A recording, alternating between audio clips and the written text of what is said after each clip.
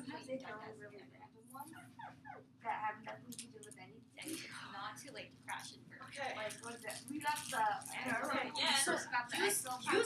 You didn't write down anything. I did too. I read down because I thought you heard of America without others. What the heck? And then I remember writing Do my freaking notebook and I can't write down definitions. like what is this? And then like I mean, like you can always 2 months import like the Batman months game. later it would like hit the news and like It's oh yeah she's like explaining. and then it's like you know, Oh, I that's knew true. what that was. Okay. What does it look like we're doing? before it became like Starting. controversial thing like fracking like when I Go. did that I did the sophomore year but like I was like what the heck is fracking and, like, You'll be okay. We're not being filmed. and, like, Wait, sure are we enough, being filmed? Yes. Why is that facing us? yeah but these are all Is these it are all, watching like, us?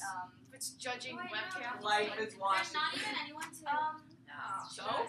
We don't need a judge. yeah I didn't start in novice You know, I'll are judge. you doing novice Oh, No. yeah Just declare us the winners and we can all go home. yeah because I wasn't expecting you to agree. Oh my god. there actually are if you look on the lineup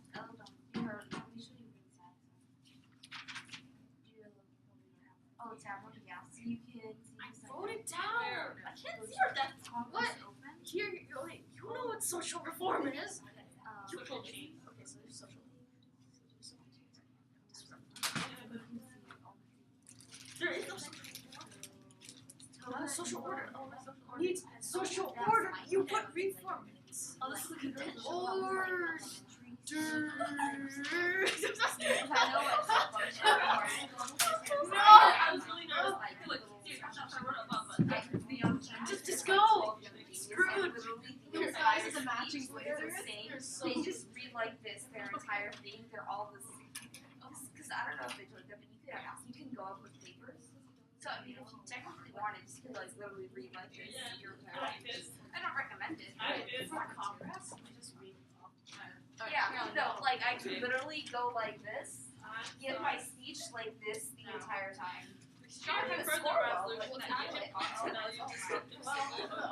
So you'll be like horrible, but you can do that. I hate this pencil. So Are you okay? The criterion as utilitarianism, and we set the value. I'll be the judge.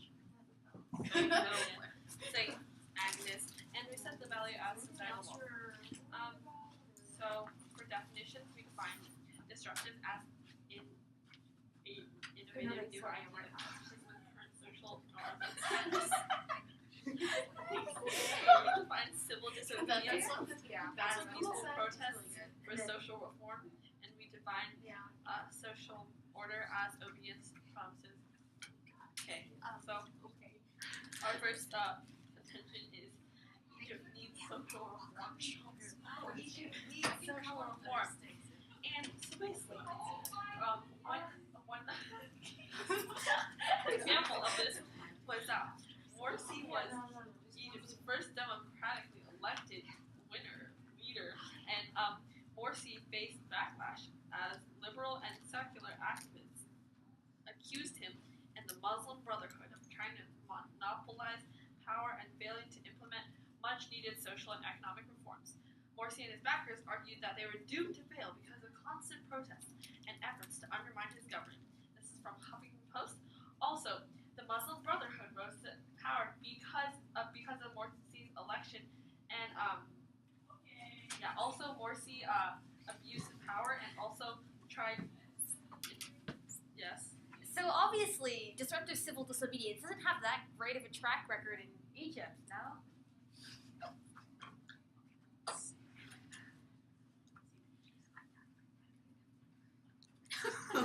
Or just chocolate. Sorry. Chocolate's like basically No more bop. Oh. Okay, just go. Say something. Okay, I'll say something wonderful. I just say why. Like I need to do it. Okay. So say.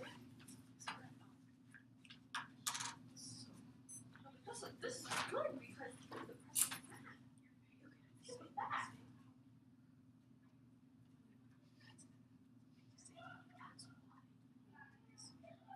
That's why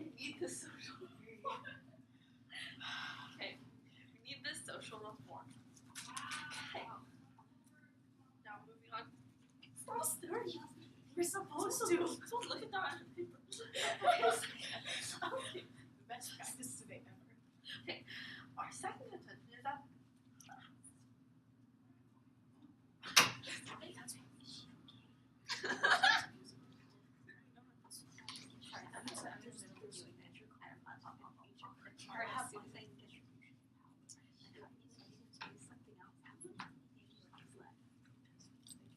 yes. Are you aware that this debate is currently being videotaped and that you were standing here saying nothing for 2 minutes straight? Okay. Our second contention is that the military is abusing its power. This causes an uneven distribution of power. This is an uneven distribution of power. Also, Egypt's military killed 20 peaceful protesters in 2011, according to the CSM. And also, there were no prosecutions. And also, Egypt's president Abdel Fattah el-Sisi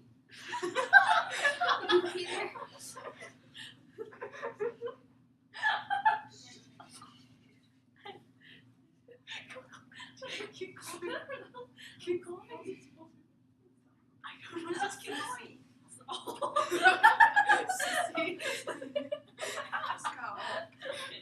shrugged off the killing of protesters by police and other human rights abuses. Oh my god. I'll take a question one at a time.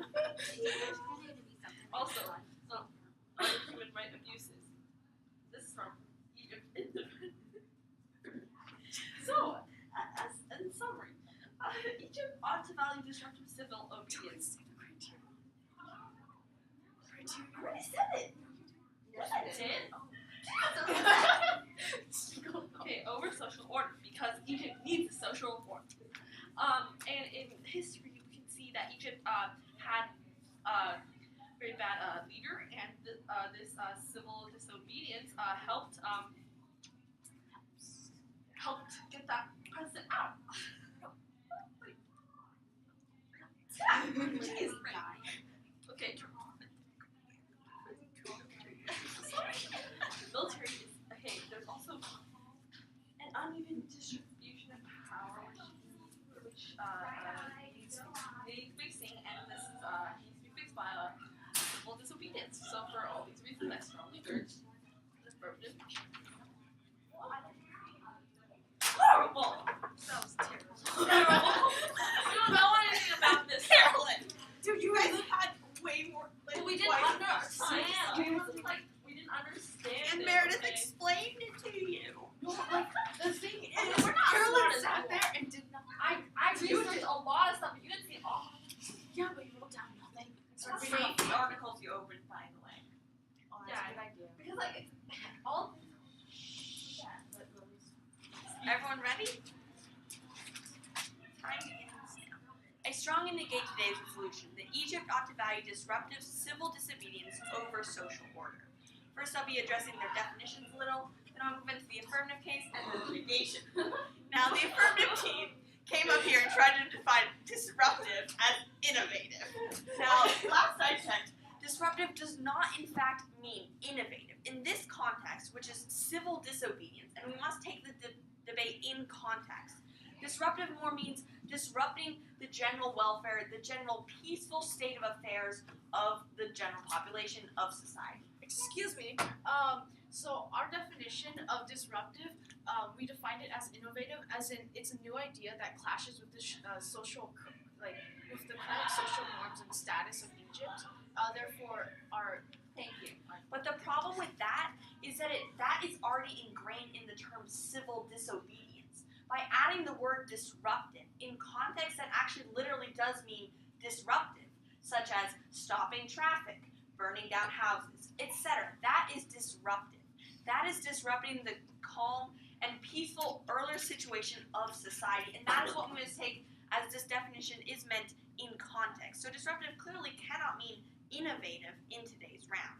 In addition, they merely said civil disobedience was protest for social change. I'd like to point out it is not just protest, it is any refusal to obey government demands in a disruptive way in this context since it's disruptive. So they're refusing to follow what the government is telling them to do. And in addition, they said social order was merely obedience to the government. However, social order isn't the act of obeying. Social order is the act of keeping calm in the society, whether that be by obeying the government or simply doing civil disobedience in a less disruptive manner.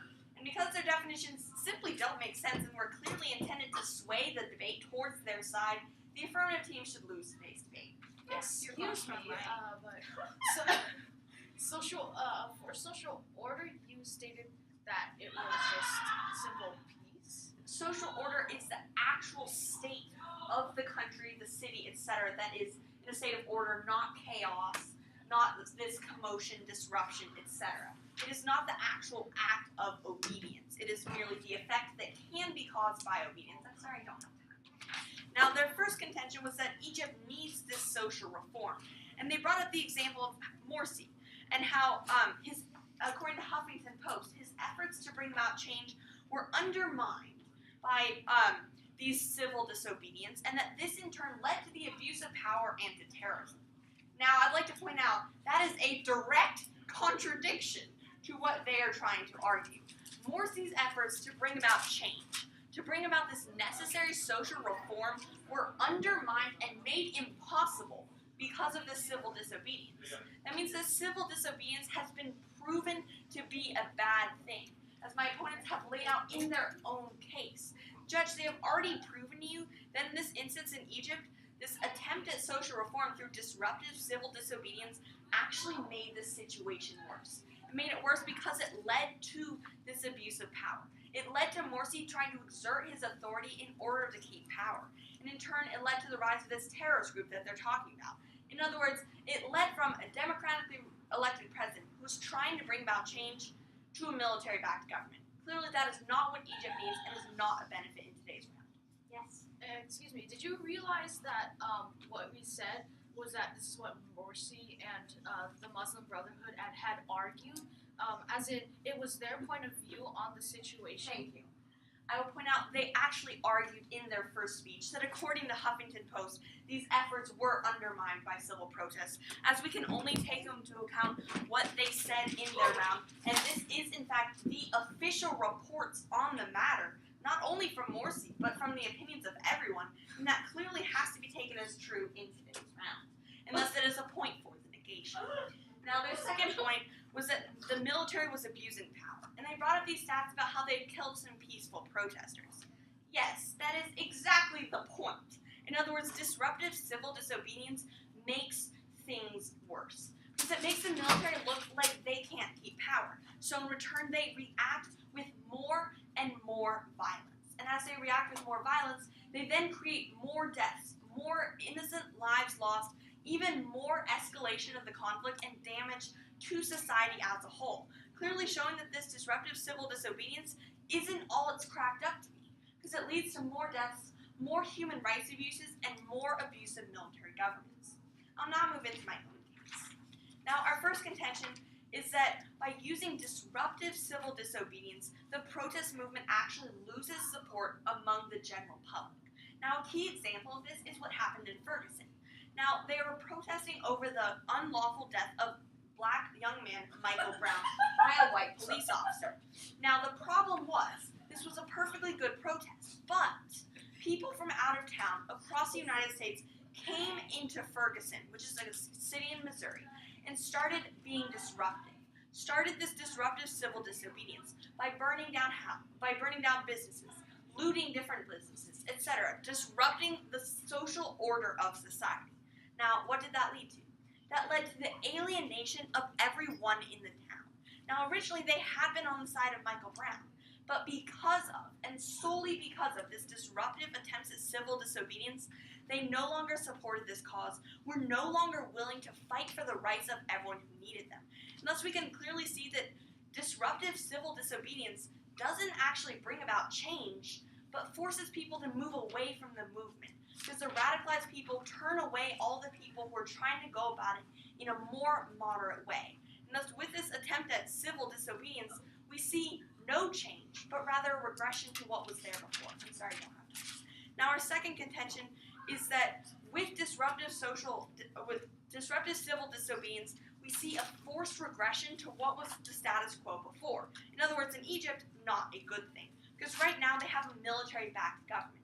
As I was getting into, because they have this military government who needs to prove their power, prove their legitimacy, by having this disruptive civil disobedience, they actually encourage the government to act out more against them, encourage the police to react with tear gas, shooting birdshot into the crowd. In other words, hurting the protesters and hurting the overall ability of Egypt to form a better government for the good of everyone. Because they're acting out for this change, but in doing so disruptively, they turn the military against them. What has to happen is they have to work with the government, work with those in power, not directly against them. Because when people see a threat to their power, they tend to react in the way they think can ensure their power is forced upon others. And that is simply not what is beneficial, not what helps societal welfare. For all these reasons, I strongly urge the negation ballot, and I thank you for your time. So I was talking about my first contention for over a minute. Yeah, but There I was just need like a general statement. less support. Done. Well, consider it done. I need to be like assertive. Less support. From who? Should have Well, listened. maybe you should have listened, yes. I was trying to. Well, maybe you two shouldn't have been laughing the entire time I was talking. It was very disrespectful to Lily. I bet she's crying inside. Alright, Claire, go. As we speak. She's drinking water every time you smell that water for years. Oh, so hydration, so lovely. Well, what is it? So, She could look at her. is my phone ready? She can't see my points. They're on a different page. Are you ready? Okay. Time starts now. I strongly affirm the resolution that Egypt ought to value disruptive civil disobedience over social order. So, as a brief roadmap, I will first be clarifying our own two contentions, and then going over what the negation team had said about our definitions, and then going over refutations for our opponent's contentions. So, our first contention was that Egypt needs social reform. My opponent clearly has misinterpreted what we have said. So just to clarify, Morsi was Egypt's first democratically elected leader, and he faced backlash as liberal and secular activists accused him and the Muslim Brotherhood of trying to monopolize power and failing to implement much needed social and economic reforms. Morsi and his leaders argued that they were doomed to fail because of constant protests and efforts to undermine his government. And this is from Huffington Post. Yes. Seeing as how your one source in fact states that it was because of these protests that they couldn't bring out change, and you have no way to guarantee that this was not the actual causal relationship, what do you have to say to the fact that that's a complete contradiction with your case? So, do you have any sources saying otherwise? We have the Huffington Post source. You do.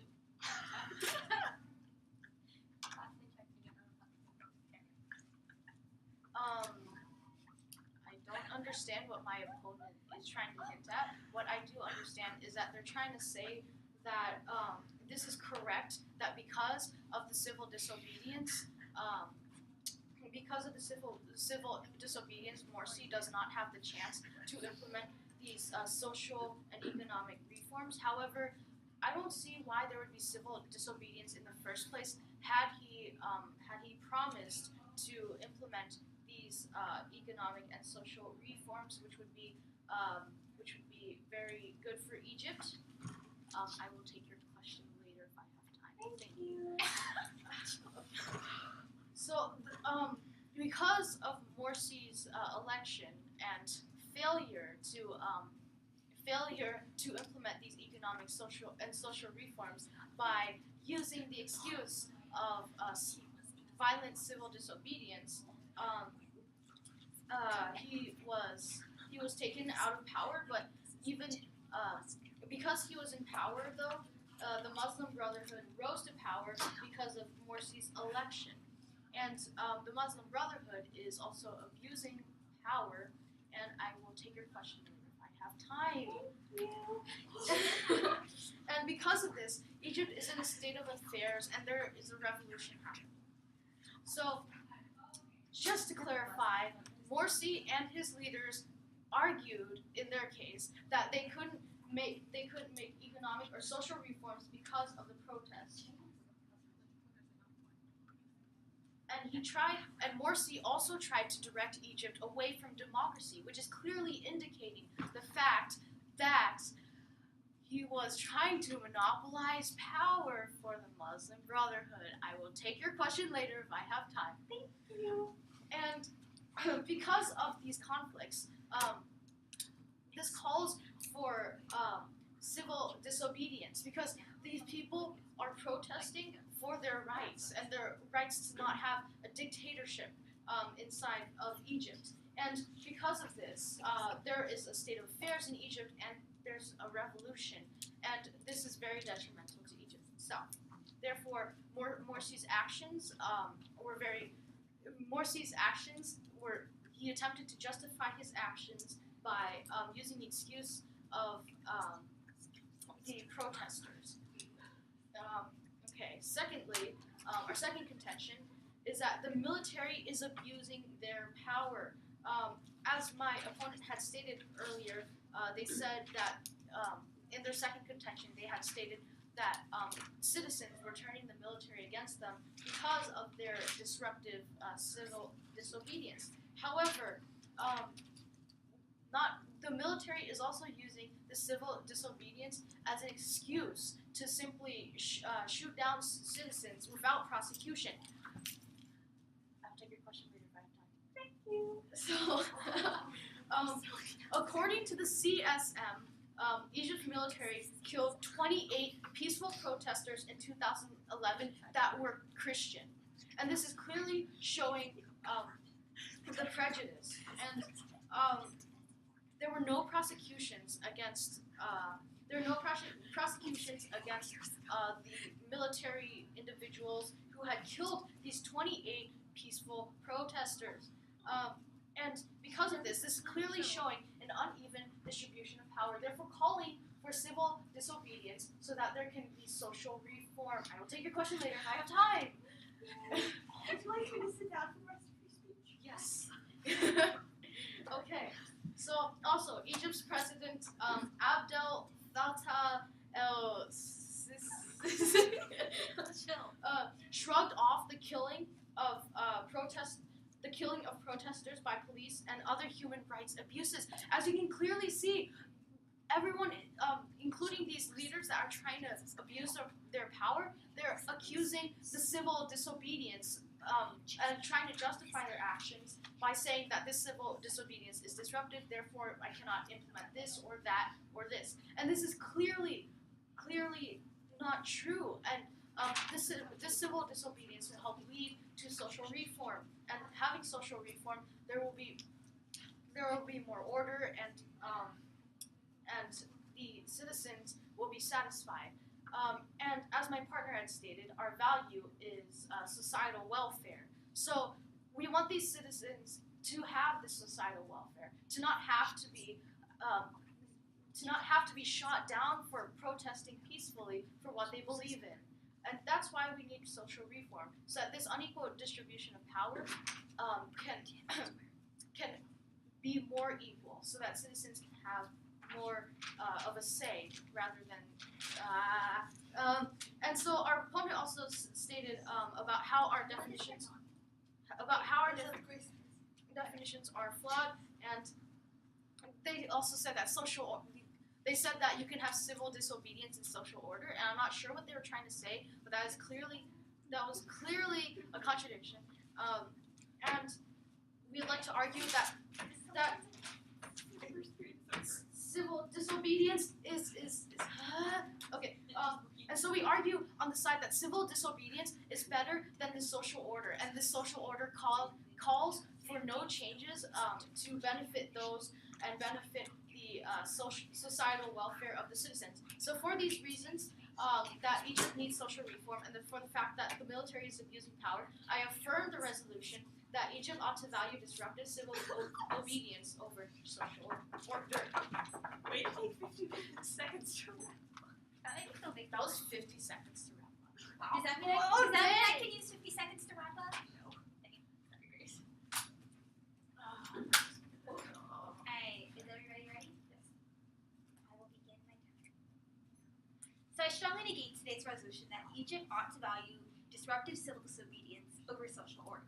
I'll first begin by addressing the definitions, moving on to the affirmations case, and finishing up with defending the negation points. My opponents contested my partner's redefinition of disruptive as well as their definition of civil disobedience and social order. But my opponent simply said that we equated civil disobedience and social order, which is, first of all, completely incorrect, and I think that's what all needs to be said. My opponents provided absolutely no reason to prefer their definitions over ours. Well, we did. So for this reason, we clearly need to prefer the negations definitions. And because my opponents squandered their chance to respond to these in a timely fashion, they cannot bring this up again because they have conceded to our definition because they can provide no reason why theirs were better.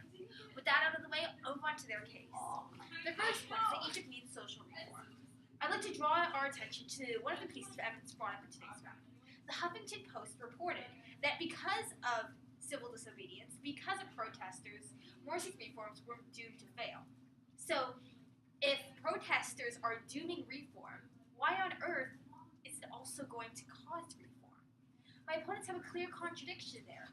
They keep on claiming that this is what Morsi is saying, but all the evidence we have in today's round points to the fact that this protesting is actively impeding democracy. My opponents pointed out that Morsi was a replacement to a far more stricter government. He was democratically elected. So the people are actively turning back the clock on social progress in Egypt. Protesters are actively hindering and hampering economic and social reform. So again, why on earth do we need to value them over actual change? They also brought up that the Muslim Brotherhood are in power. I have to say that's not correct. Members of the Muslim Brotherhood are dying right now because of the fact they've been ousted from the government. I felt like that point also bore being addressed. I wonder their second contention on that they also need to have this rights for the military. However, I have to point out that, again, from the CSM, their piece of evidence was from 2011, prior to the government that we have now, so this is clearly irrelevant and that needs to be disregarded entirely. In addition, they brought up a piece of evidence that says civil disobedience is literally killing people. They claim that because it's killing people right now, we obviously need to send more people to go disobey. My opponents want to send people who want to evoke change to their death. So if sending 50 people out gets them killed, what's they're guaranteeing that we're not going to see a repeat of this? We need smart change, not sending people to their death change. That's completely ridiculous. The affirmations case is a mess of contradictions and death, and for this reason, you cannot vote for them. Now, my opponents dropped both of our contentions, the first one being that radicalization through disruptive civil disobedience would lose popular support, and our second contention, that it would force the military to take action against them. So I'll bring up and reiterate both arguments for your sake. Firstly, that radicalization would cause them to lose support. My partner exampled Ferguson, and how when people burn down local businesses, that caused people who own those businesses to understandably become a little bit upset with the movement. If you've worked your entire life to keep your Little Caesars afloat, and then one night someone burns it down, obviously you're not going to be too happy about supporting those protesters.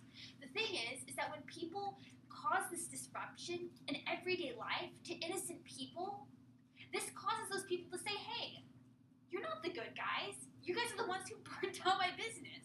It's completely preposterous to think that suddenly, because of ideological similarities, that you're going to forgive them for burning down your business.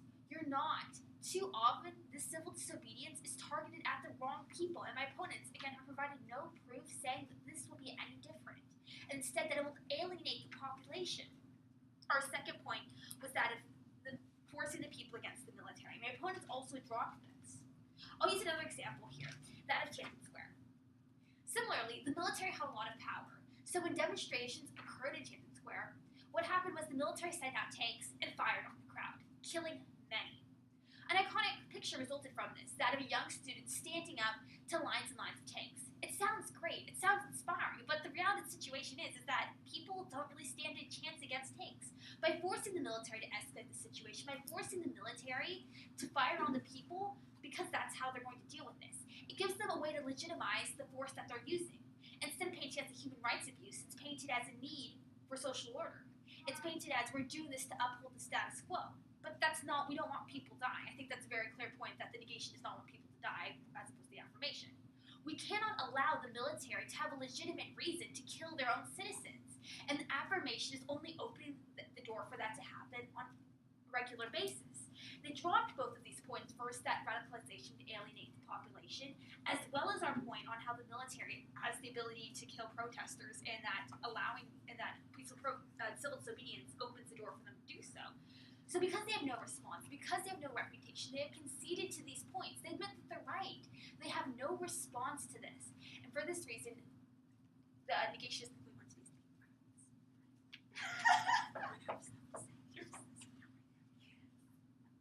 Thank you.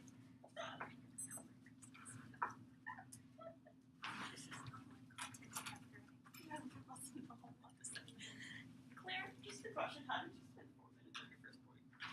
I don't know. I was trying to clear up a lot of things. But yeah.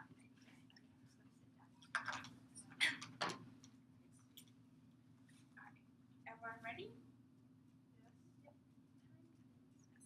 I strongly negate today's resolution that Egypt ought to value disruptive civil disobedience over social order. As my partner's already gone through and refuted everything, I'll jump straight into voter issues, or reasons why the negation team should win today's debate. Firstly, however, I'd like to bring up just once more the issues with the definitions.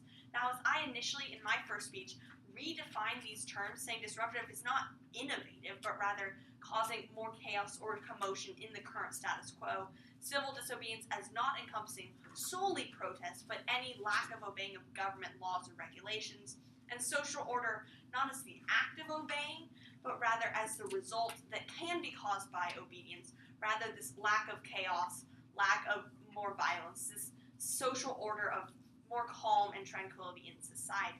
Now, as my opponents fail to respond to these definitions whatsoever at their first opportunity, then these definitions must be taken in today's round, and they cannot be allowed to argue for their definitions in their last speech. In parliamentary debate, you have to respond at your earliest opportunity. They were given this opportunity to say why their definitions should be preferred. But as they did not, the negation team's definitions must stand in today's round, and they have no defense against the fact that they tried to abusively define the terms in order to help their side gain more ground and to win today's debate, which cannot be allowed in today's round and should earn a vote for negation. Now, my first voter issue is that of these dropped points. As my partner brought up in her last speech, my opponents failed to even address either of our two contentions. Now, in parliamentary debate, if you do not address a contention, again at your earliest opportunity, then it is considered conceded or dropped, which means that my opponents are guaranteeing in today's round that, first of all, this disruptive civil disobedience will lead to less popular support. In other words, making it a lot harder to bring about social change. Here we brought up the example of Ferguson, how this disruptive civil disobedience, including looting and burning down businesses, led to the people not supporting this movement, not supporting standing up for the rights of people like Michael Brown as much, because it was associated with this violence and this disturbance. As they did not refute this, they concede and guarantee it as true in today's round that if Egypt tries to value this disruptive civil disobedience, we are even less likely to see the change that it so badly needs. And again, with our second contention, that by valuing this disruptive civil disobedience, we actually just bring about more danger for the population without actually bringing out any change. Like my partner brought up with Tiananmen Square. These pro-democracy protesters had good intentions, yes, but they were faced against the military, the same situation as they have in Egypt right now.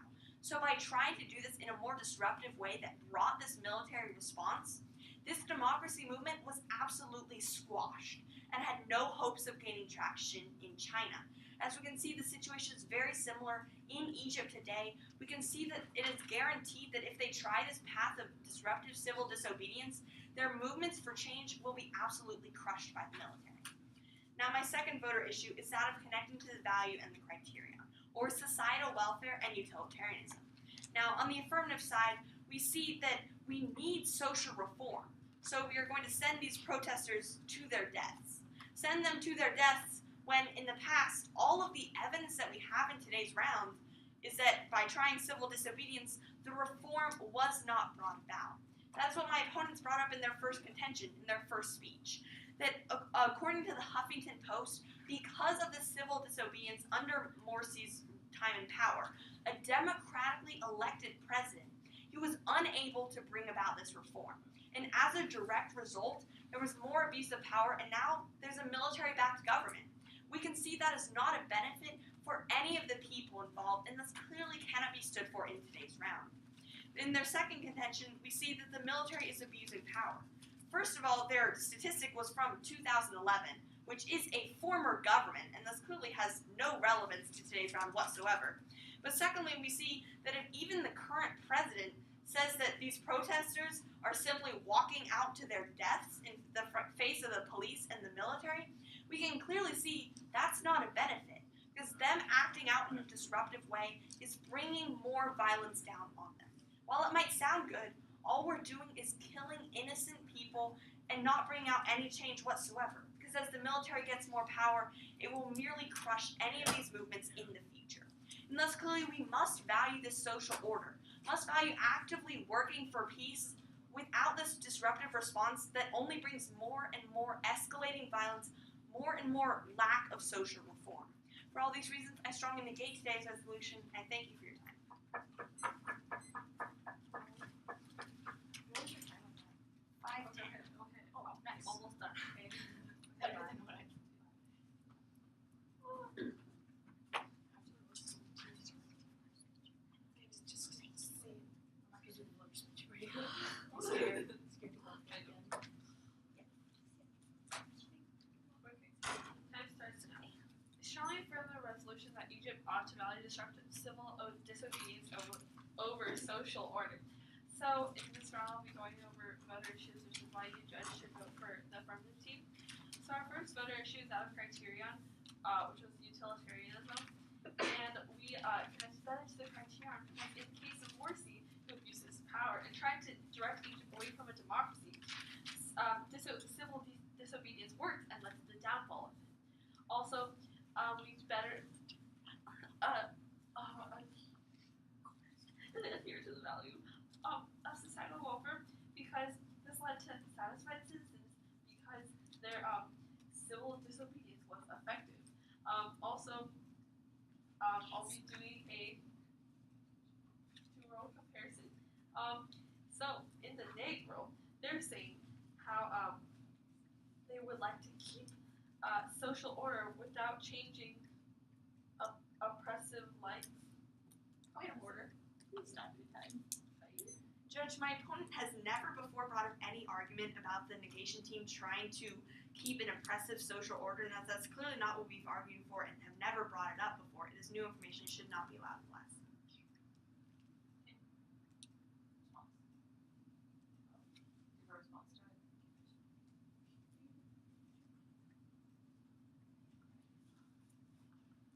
It's not a conference, you just respond and then move on. Respond to her point of order. We brought this up before in our second speech. Yeah. And then in the app world, we are valuing disruptive civil disobedience and social reform.